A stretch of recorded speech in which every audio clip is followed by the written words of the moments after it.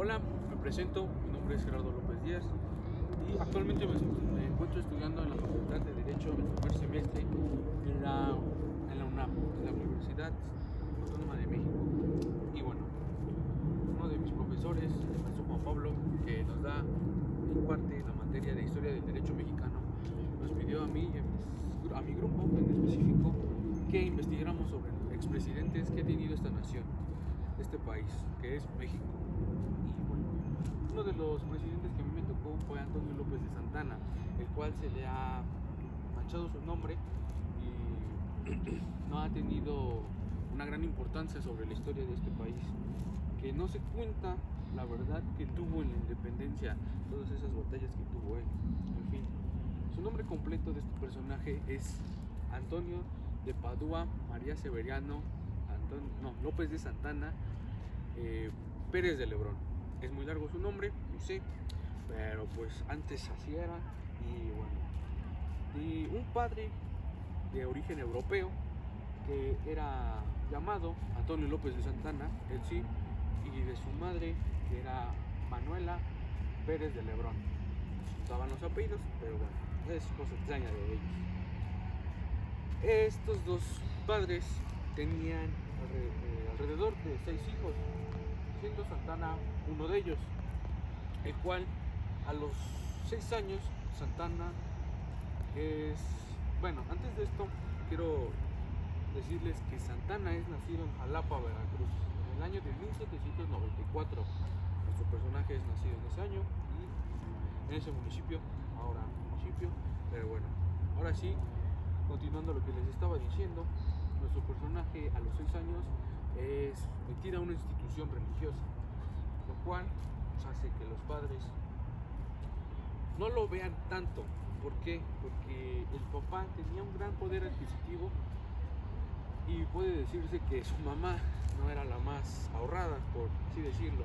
Gastaba y gastaba y gastaba, siendo que ella pensaba que no se le daba lo mejor.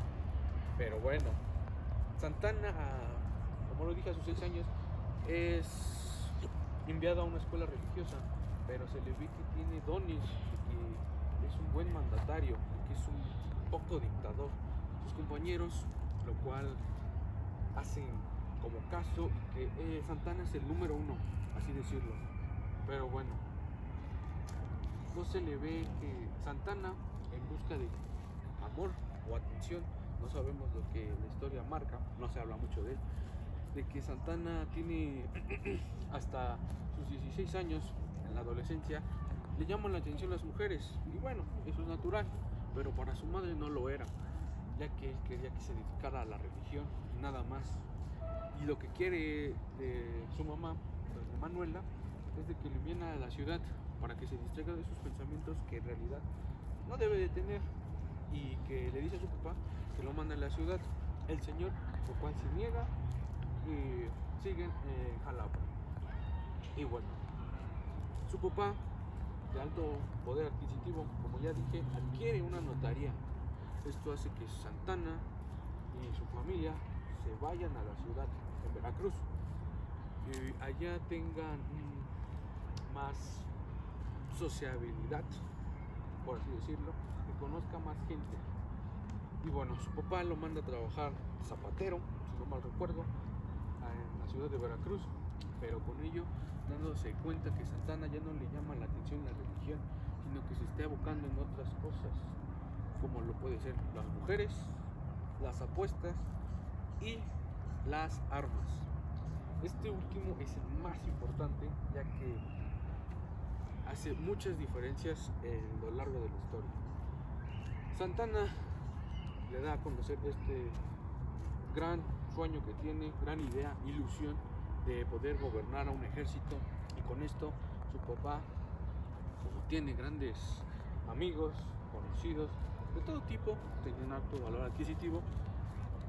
le ayuda a Santana con Joaquín Arredondo a hacer que se enliste en el ejército de Joaquín Arredondo, dando un gran conocimiento en lo militar, tácticas, asombrándose de cómo eran los enfrentamientos de hombre a hombre con una arma. Pues le gustó y tuvo grandes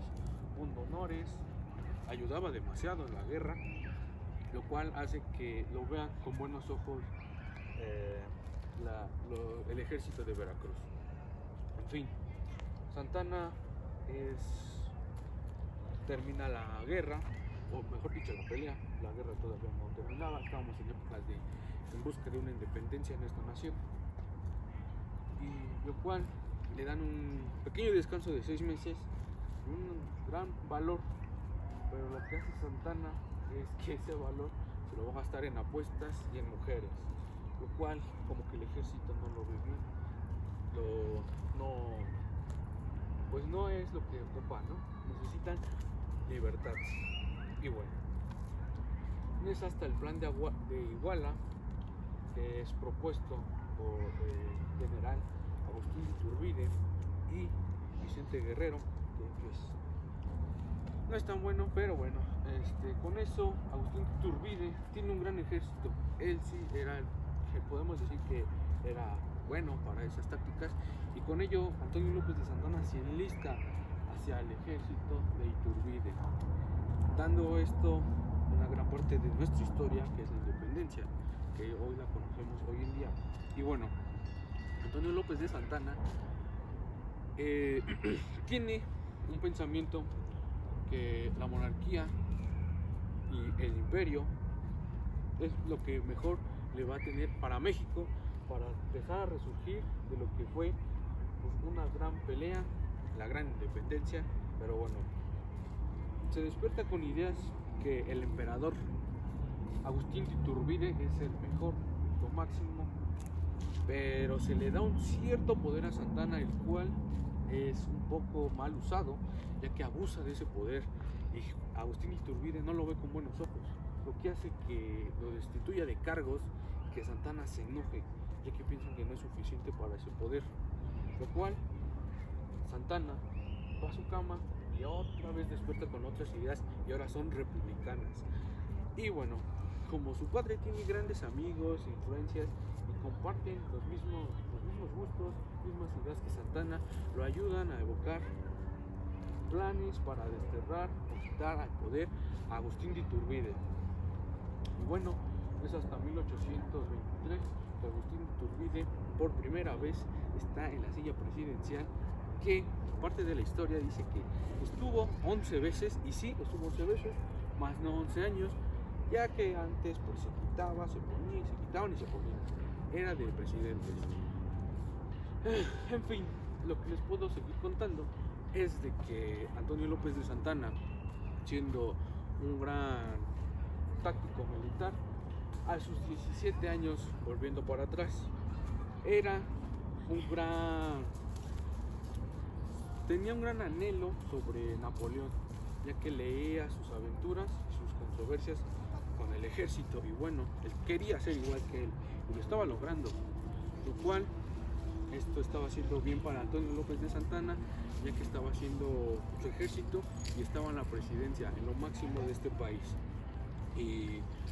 pues querían que todo el ejército fuera igual que él, que tuviera el mismo uniforme, que marchara igual, que tuvieran en las mismas filas. En fin, Santa Anna, como lo dije, volviendo al tema, en 1823 es presidente, lo cual hace que México tenga un poco de equilibrio, pero no tanto, porque se pierde un poco, no es el gran presidente. Además, Santa Anna, la presidencia como que no le gustaba, no le importaba, no lo disfrutaba, lo aburría, y pues se quita la presidencia, pero el vicepresidente Gómez Farías se quedaba al cargo, ¿ok? Esto yéndose a sus dos haciendas que estaban en Jalapa o en Veracruz. Les puedo contar un poco más sobre cuando el Congreso hizo que Santa Anna volviera al poder, pero porque Tampico Madero se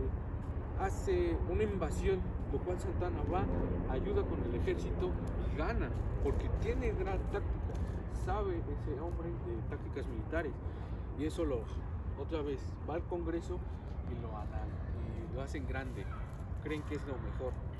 Y con esto, volviendo otra vez a la silla presidencial, hace varios tratados y bueno, parte de sus cargos cuando estuvo presidente no tienen gran relevancia, ya que por lo mismo no tiene gran pundonor en la historia, pero a lo que se habla mucho es de la venta de Texas y la mitad del territorio mexicano, lo cual, en resumidas palabras, es el Tratado de Guadalupe Victoria. Él no tiene nada que ver, y si es así, les puedo comentar que hay un pequeño suceso de la historia que lo encarcelan allá en Texas. ¿Por qué? Porque él sí peleó por esa guerra y la estaba ganando, pero yéndose con su ejército, el ejército de Texas, buscando su independencia, porque Texas quería su independencia de México, ya que el país estaba siendo centralizado, el poder nada más se centraba en un estado. Buscaban que pues ellos estuvieran en parte de Estados Unidos, y con esto dando un gran poder, ya que se le daba, se le encarceló, mejor dicho, a Santana. Con esto haciendo acuerdos y dando parte del territorio para que los tejanos y varias partes como Nevada, California, Colorado, Texas, por supuesto, cediéndolos a los Estados Unidos y así dándoles una independencia. Pero él nunca lo cedió, hizo acuerdos, ¿sí? Como el de la Misilla, el cual él siguió parte del territorio, y con esto le dieron monedas, pero fueron despilfarradas. Este personaje se evoca mucho que le gustan las apuestas, que ya un poco la locura le estaba entrando, porque en una guerra con franceses pierde la pierna y otra vez por ese pundonor también el pueblo mexicano dice que otra vez debe estar en la silla, pero era el mismo pueblo o el mismo Congreso el que le decía que debía estar ahí. En fin, les puedo contar también que este personaje, en honor a la independencia, en conmemoración, mejor dicho, a la independencia, enterraron su pierna cuando la perdió, pero en conmemoración de la independencia y dándole un poquito más de entrañas, tenían que enaltecer a su pierna.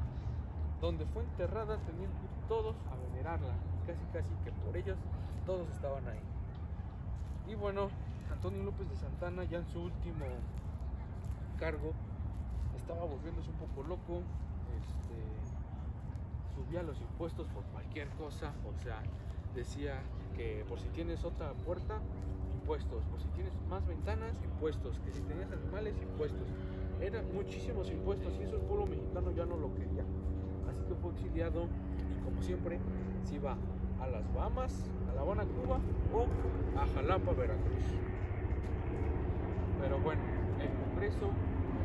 decía Antonio López de Santana, que si hay un Congreso, nunca va a haber un progreso. Y pues bueno, de varias partes cambiaba de una ideología, y como yo la conozco, puede ser conservador o liberal, pero cambiaba de ideología a su conveniencia. Y bueno, en sus últimos años, nuestro querido Antonio López de Santana fue exiliado, pero con la llegada de un presidente a nuestra nación, lo aceptan otra vez aquí en México, lo cual regresa ya muy envejecido, ya con mucha locura. He de contar que en su vida personal tuvo una esposa, se murió y la cambió a los 21 días, según lo marca la historia, pero tenía muchas locuras, ya no era el mismo, y pues sí, tenía errores como todos, pero ese es Antonio López de Santana, el presidente que deseaba que una patria fuera absoluta y claramente era un seductor hacia la patria. Así lo conocí por grandes investigaciones que hice yo para llevarles a cabo este video, el cual pues espero haya sido de su gusto, y muchas gracias por su atención, y eso es todo.